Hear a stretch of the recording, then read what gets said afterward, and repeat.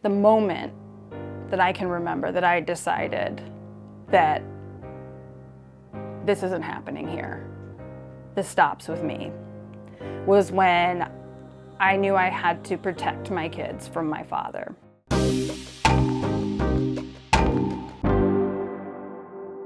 Hello, truth tellers, and welcome back to the ADHD Scapegoat podcast, where we talk about everything ADHD and scapegoating. I'm Angie. I'm Jeremy.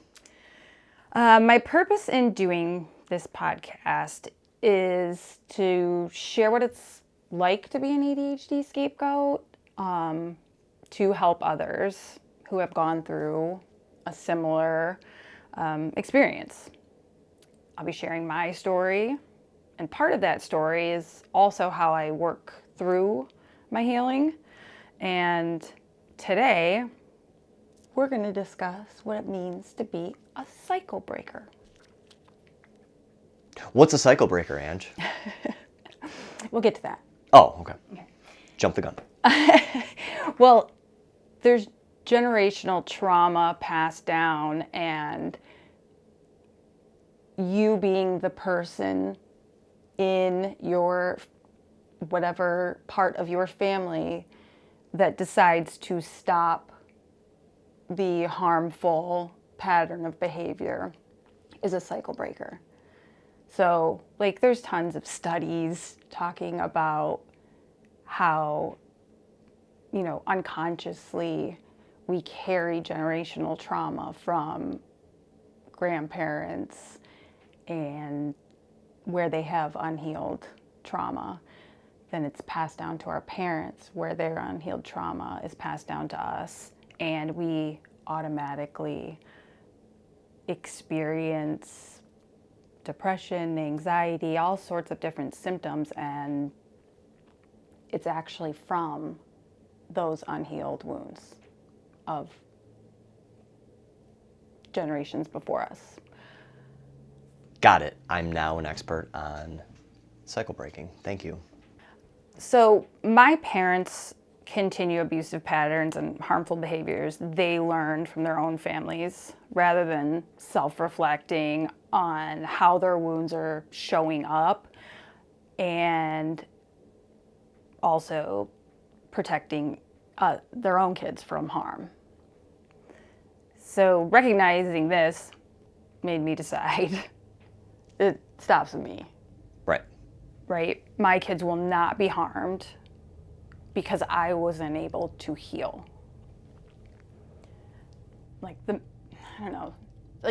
Do you feel you've heard this messaging? I had to go through it, and it was much worse, the whole, I had to drive, or I had to walk. Uphill both ways to school. Yeah. Through the snow. Right. Barefoot. So. Yeah, I had it worse. I had it way worse than you have it right now, so be grateful. Stop complaining. Yeah, stop complaining. And although it's kind of jokey and supposed to be funny, it ends up just sending the message that your feelings don't matter. I had it worse. I went through it, so you should have to, rather than... It disarms the person bringing up the potential abuse in the matter. Absolutely. It shuts them down. They're not heard at all. And my feeling on it is I had to go through that, so I'll do the work to make sure you don't. Right? Right, and that's not raising soft kids. It's not giving them, catering to every need, and, being a helicopter parent and making sure that they get a medal every event. And those are the criticisms that come out when you parent like that, right? Right. This is protecting them from harm and right. Ensuring that the abuse that you endured as a child is definitely not going to happen to them, while also teaching them to be empathetic and care for others and be kind to others. Absolutely. But listening to themselves, listening to their bodies, right. and their internal voice. From what I know about my parents' upbringing, there was not a lot discussed or shared. I've brought that up with you a bunch when you're sitting with your family, and your grandparents would tell stories and your parents tell you all these different stories about different family members or things that happened, and you just have all these little nuggets of like good things. And it was shocking to me that I didn't have those, like, at all. The past was a mystery. Yeah. And so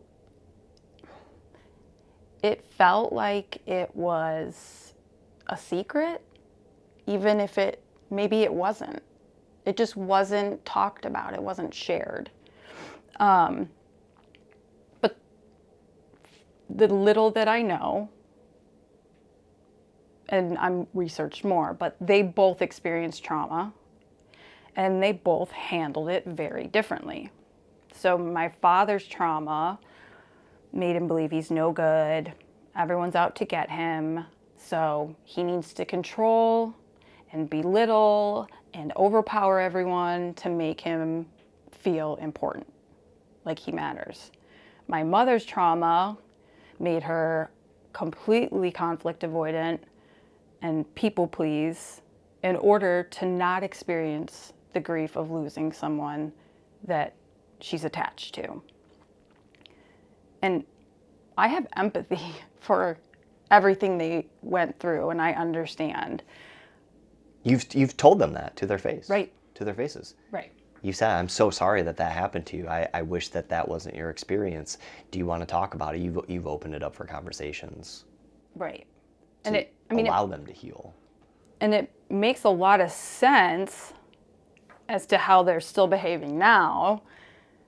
Like, they clearly still need to heal from those childhood wounds, and me bringing up and saying, that wasn't okay, I'm sorry that happened to you, do you want to talk about it, is shut down. And again, I'm being too much by even asking to understand. The asking of the questions thing is ugh. You ask a question and you're too much. That feels very manipulative, right?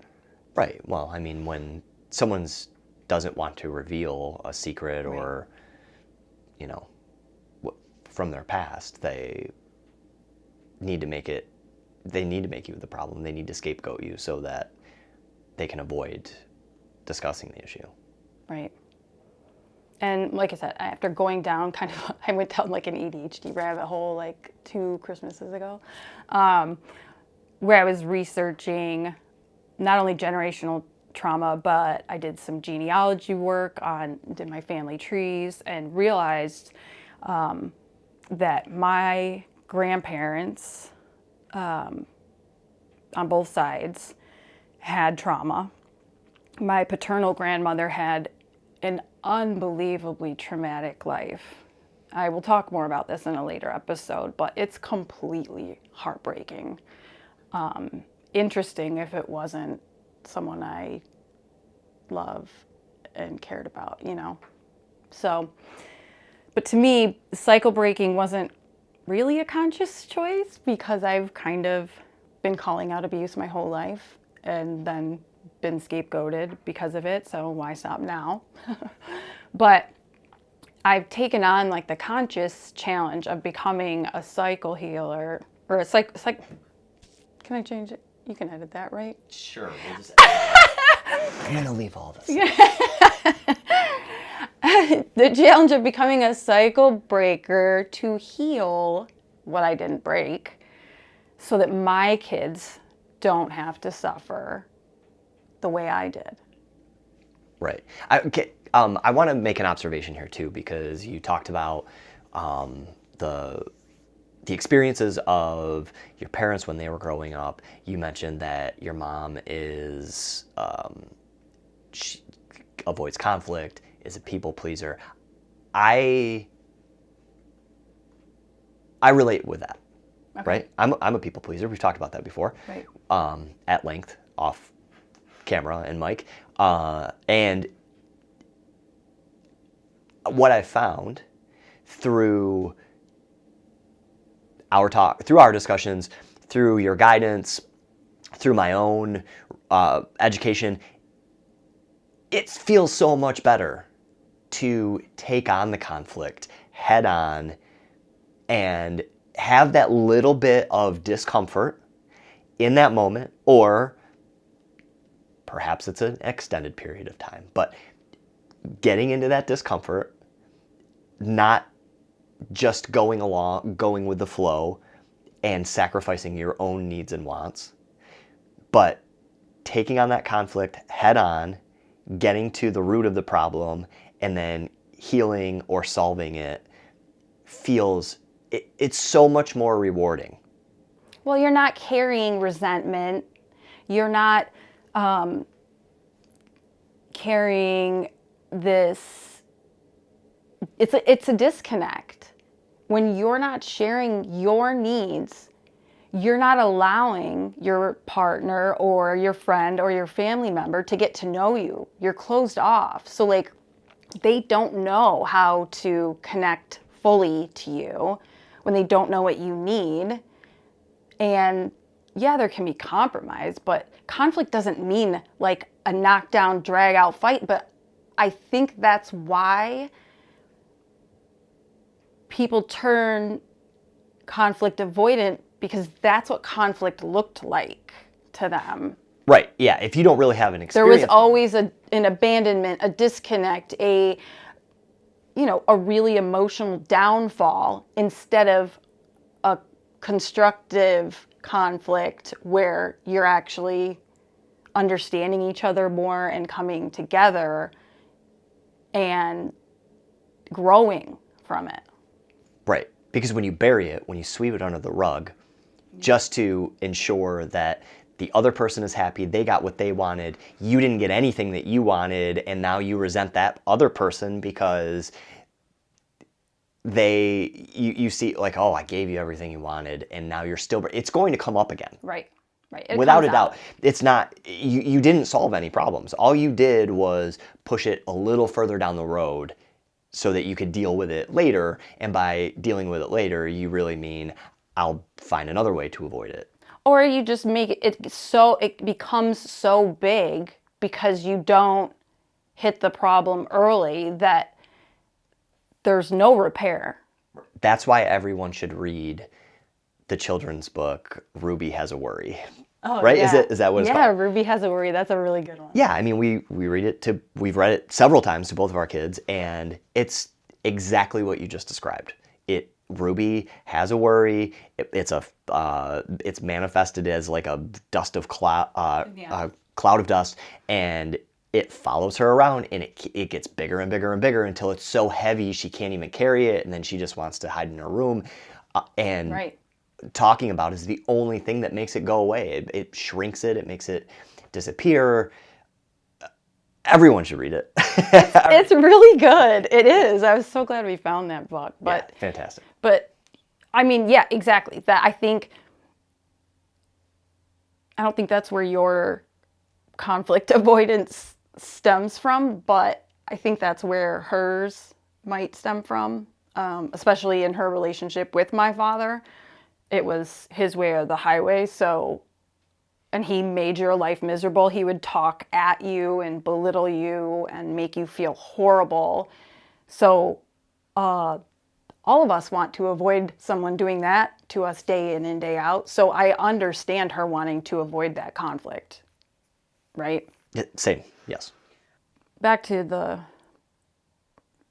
when the first time I decided, the moment that I can remember that I decided that this isn't happening here, this stops with me, was when I knew I had to protect my kids from my father. So our older son he's 10 now, and he was 4 at the time.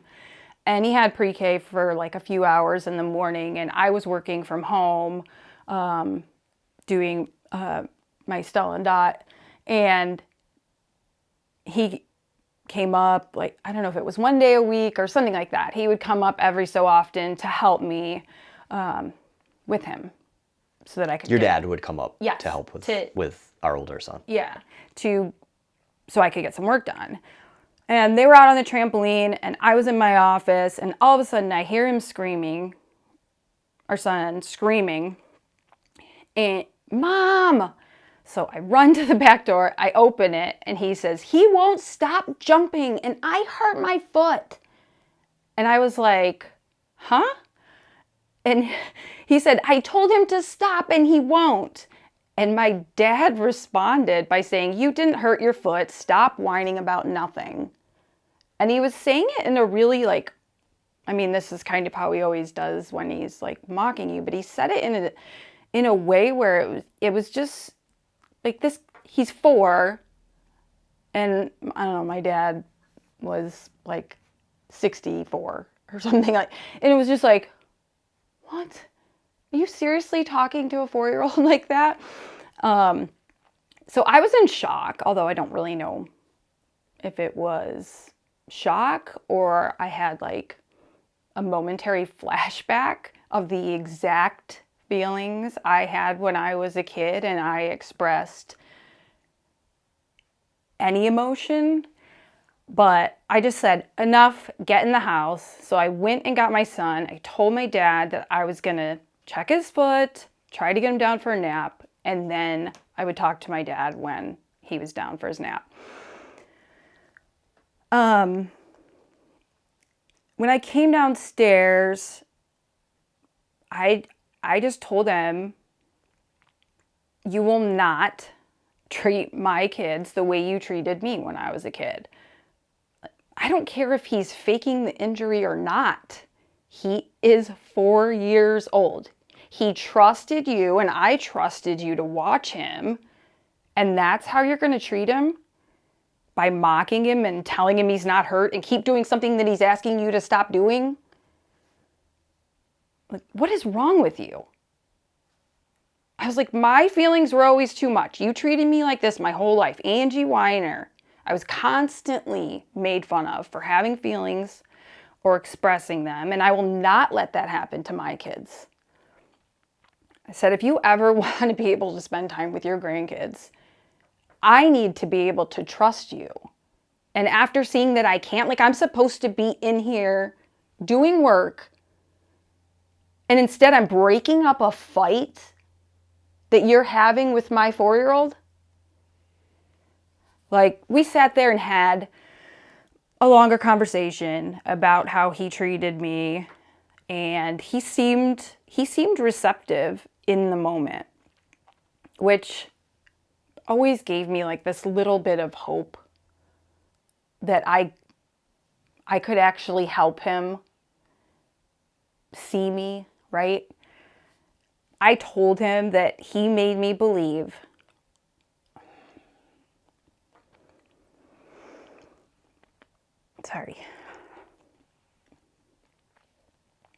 he made me believe that I was so worthless when I was a senior in high school. And I was like super anxious about college and like not getting a full ride like my 2 older siblings got. That I drank NyQuil every night to fall asleep. And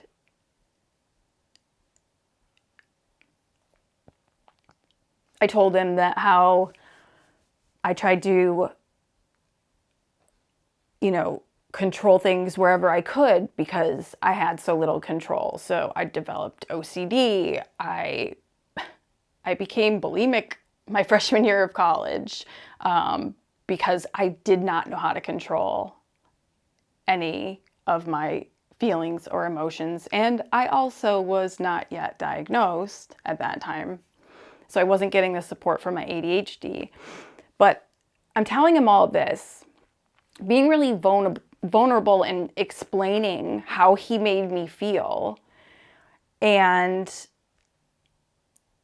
when I say he was receptive, he was like getting choked up and he was like struggling to talk, kind of fighting back the tears.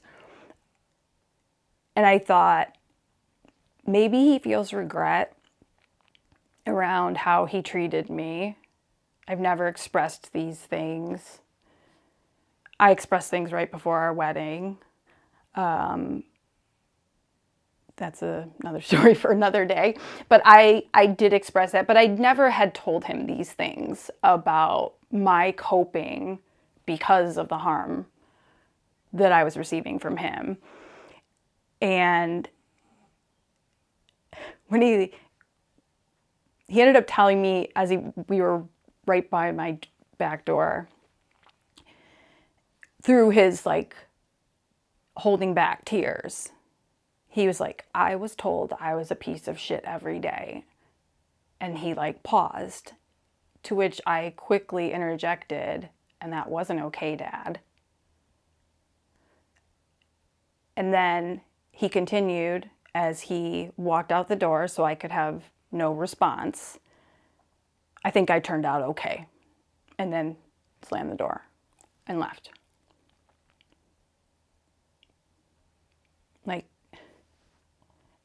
that moment, he could have shown that he wants to do better, that he cares.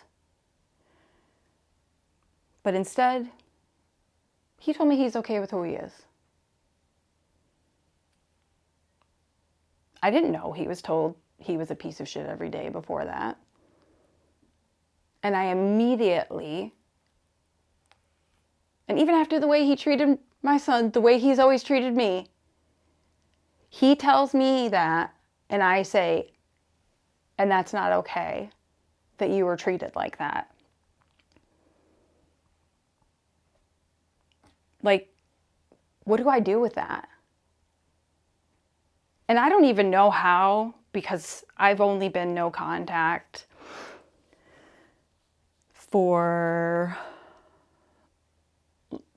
almost 2 years-ish. And so I don't know how we got back in line where he was allowed to visit, or I don't think I ever had him come watch anymore, like watch them for me. Not solo or not with his wife, right? Like it wasn't. No, I don't think he was never really in charge of the. Right. Oops. It was just like of Wyatt at that time. He would have visit, but not. It wasn't like I let him be in charge, but I still, that's also kind of something that's been a problem in my family is, time passing is like a forgive and forget, or that's just how it is type of thing. So, these really impactful moments, for whatever reason, distance, time, whatever, it's like go back to just visiting and just trying to pretend like everything's fine. Right. So you assume that he was going to learn and grow from that situation. I think probably played a part in that. Meaning, okay, you had that discussion.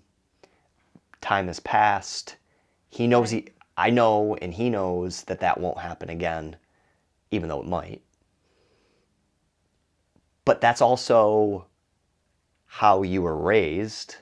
Right. So you were conditioned to understand that if enough time has passed, the problem is far enough in the rearview mirror that we don't really have to discuss it or solve the problem because it's in the past. And I'm sure we'll talk about this at some point, but you've heard, how many times have you heard, what happened in the past is the past, don't dwell on it?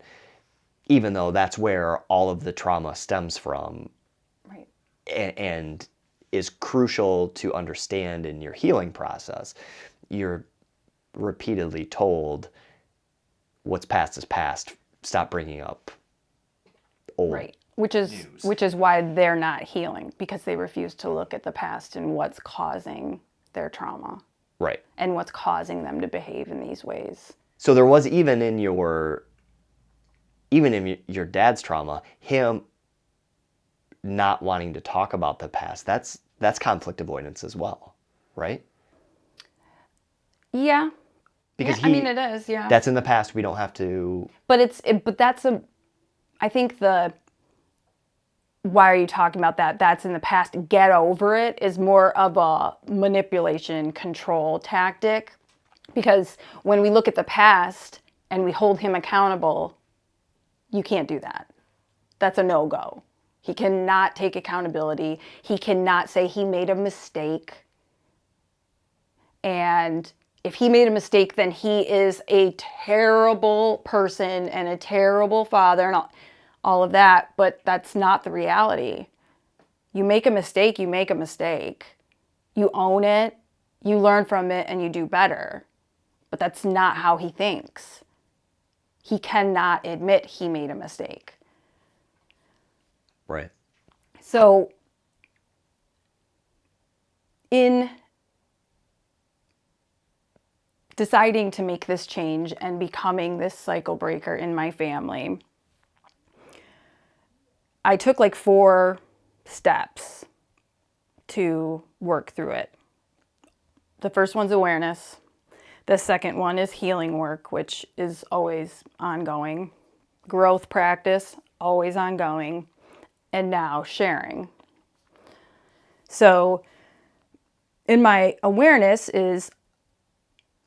which is all about, the ADHD coaching anyway, is each person struggling with their ADHD becoming aware of how their ADHD presents and, what it looks like and how they can help manage it, and becoming aware of, their emotions, how they're feeling, their triggers, all the responses, so that they can best manage their day.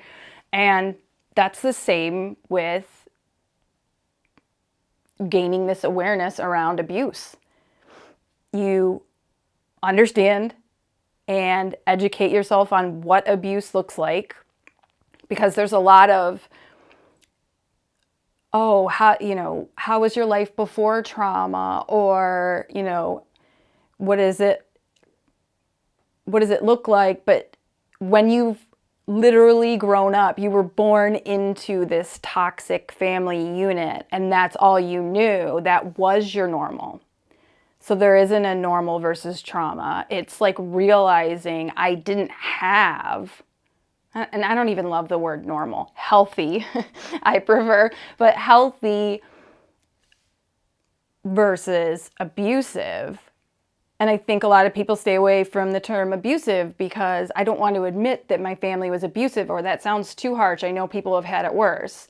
But when you educate yourself and understand what is abuse, and you reflect back on these life experiences that you've had, and you realize, oh yeah, I felt that way because I experienced that, or wow, I do that. And maybe I need to look at if that's, my immediate response is, anger, what I immediately go to anger and defensiveness. Where does that come from? Like from being in unsafe relationships all the time. And that's you constantly feel like you have to argue and you don't feel safe. Like, right. Makes sense. You're comforted by that. When you're born into right. trauma, you find comfort in trauma because that's all you know. And so that's why it's cyclical. Yeah. Because it's uncomfortable to confront your problems. It's uncomfortable to not be told to not have opinions. It's exhausting probably to have opinions. When you talked about your sister going to college in freshman year, her professor asking what her opinion was, and her kind of just being stumped by the idea that someone would want her opinion. That's uncomfortable. Right. It's more comfortable to just do whatever the professor says, do whatever your dad says, fall in line and go through the motions and not be your authentic self. I think it's just like the conflict avoidant idea of what kind of discomfort do you want? Because they're both going to be uncomfortable. One is just going to internalize and manifest into something else. And one is going to be uncomfortable in the moment and lead you to release that uncomfortable feeling and become stronger. So yeah, I think that all comes in with the awareness of understanding the difference, between that. The healing work side is just taking that time to dig deeper and get to the root of the issues. It's not, I think a lot of times from people who don't understand trauma or, feel like we're just blaming our parents and we're perfect and we didn't do anything wrong and we've never made mistakes and this is just, we're blaming everybody else, nothing's our fault. But that's actually not the reality of it. We're digging deeper into what is actually going on. You're claiming responsibility. Rather than saying, oh, this just happened to me and this is how I respond because this happened to me. I'm saying this happened to me and I'm going to choose to respond and I'm going to choose to treat my kids differently because that happened to me. It's funny. I've never thought about it that way until you just, what you were just saying about it's perceived as I acted this way or I did this thing, but I only did it because that's how I was raised or grew up. So it's not really my fault. Right. In finding the awareness, in doing the healing work, you're not saying I did this because of my trauma. You're saying I did this because of my trauma, but you're claiming ownership of that traumatic thing that has been passed down and saying, I'm going to do the work to make sure that it doesn't happen again. Right. So that perception that in talking about your traumatic upbringing or your ADHD and how you're an ADHD scapegoat, you're not blaming these things on other people. You're saying, I will take ownership of all of these things. I will fix these things that you've decided to let deteriorate in our family, in your own life, and I'm going to bandage it, heal it, make it better so that it doesn't happen again. Right. And I'm going to protect myself from continued harm. And even when I share these things that happened to me, that were done to me, or ways in which my parents aren't healing, they can always start. They can always choose to start making those moves forward to start to heal. There's always an opportunity. And I think if they dug deeper into why they carry some of these stances on around their behaviors, I guess, where it's coming from, if it's just unconscious going through the motions and they don't realize they're doing it, I find that kind of hard to sit with because I've expressed it. And maybe not so clearly at different times, out of my own frustration of not being heard. I probably didn't express it as clearly as I would now. But I also think that each day that goes by that they continue to not do the work, they are going to be the ones that suffer. I'm not holding their suffering anymore. That's part of the cycle breaking. I'm not holding their trauma. I'm not holding their pain. I'm not allowing them to dump it on me as the scapegoat. You're not holding their shame in. Right. I won't hold their shame. They need to get rid of their shame by doing their own healing. It would be really impactful if they started doing the work to heal themselves. Okay, so the third part is the growth practice, and that's part of what we already started talking about, like letting go of those toxic patterns of behavior, embracing the healthier choices, like being uncomfortable at first, but saying it's completely worth it, right? Like understanding that there's going to be times where we slip up and we fall into an old pattern or we behave some way, and the second it comes out of our mouth or after we sit and we're like, oh, I didn't like how that felt, I didn't like how I responded, we're able to talk about it and kind of get it out. And that goes back to the awareness, recognizing when those things are coming out. That helps your growth. Being able to actually be aware. When you shut it down, you deny it, you pretend it's not there, you can't grow because you never see, like, they can't apologize. They don't think they have anything to be sorry for. So they can't grow. They can't look at anything they did as wrong, have done as wrong, or what they could have done differently that would have been a caring choice, whatever. And if you can't self-reflect and look at how you could have done something differently, how do you grow? I do that in each of these situations with them, even when I know I'm not at fault. What could I have done differently? What could I have said differently? How could I have been more compassionate? How could I have been less blunt? I don't know. But there's different things that each of us has to do to facilitate that growth. And you have to have the awareness and do the healing work so that you can see where you need to grow. And then you have to be open to it. Yeah. It's not easy. It's a very hard thing to be in this position, be the cycle breaker, but it's the right kind of hard. It feels good because you and I have a stronger relationship. You have a stronger relationship with your older sister and your younger brother.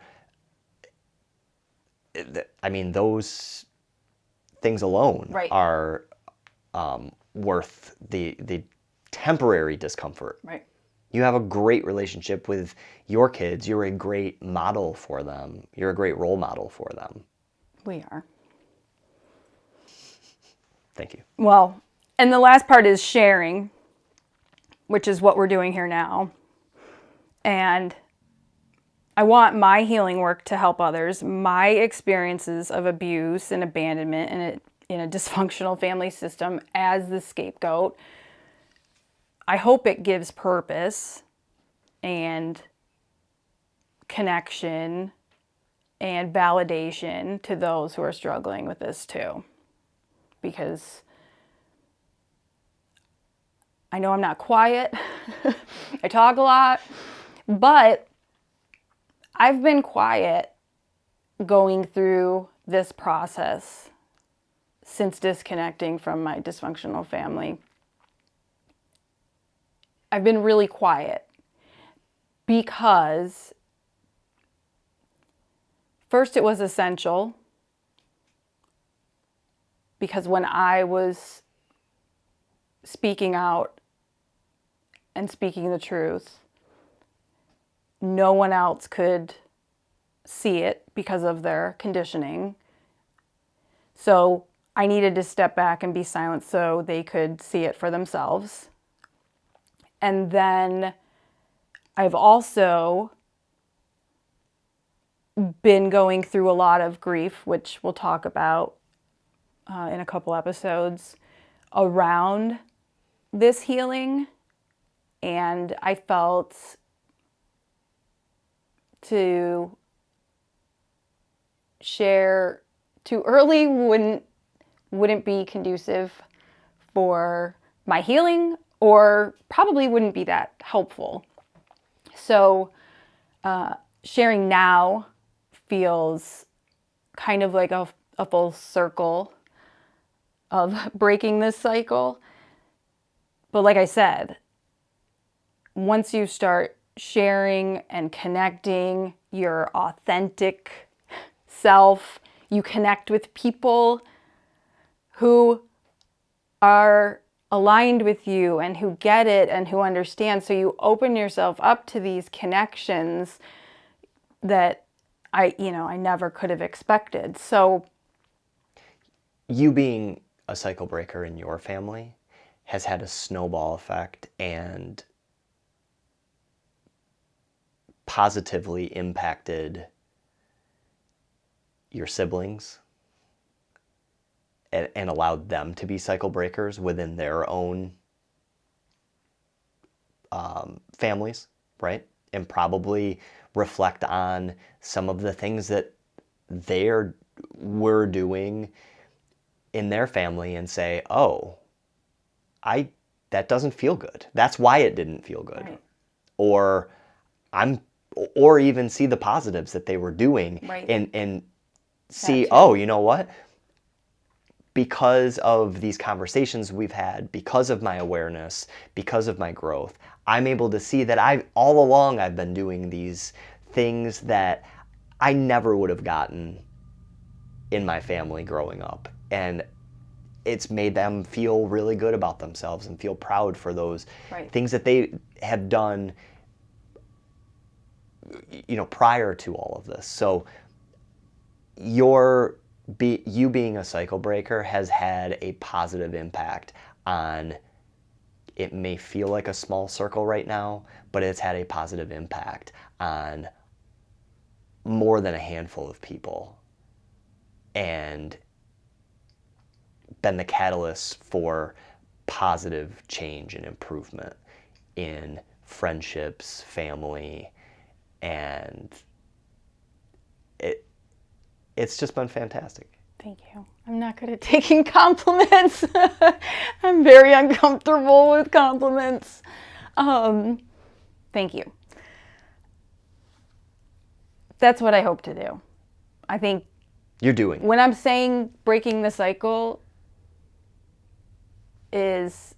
comes full circle with sharing, because what I'm saying is it doesn't stop with me sharing. I'm still becoming more aware of different aspects of my healing process. I'm implementing new ways that we've grown, new things that work for us and our family. So it's a positive thing to constantly be learning and growing and becoming more aware. And it's also,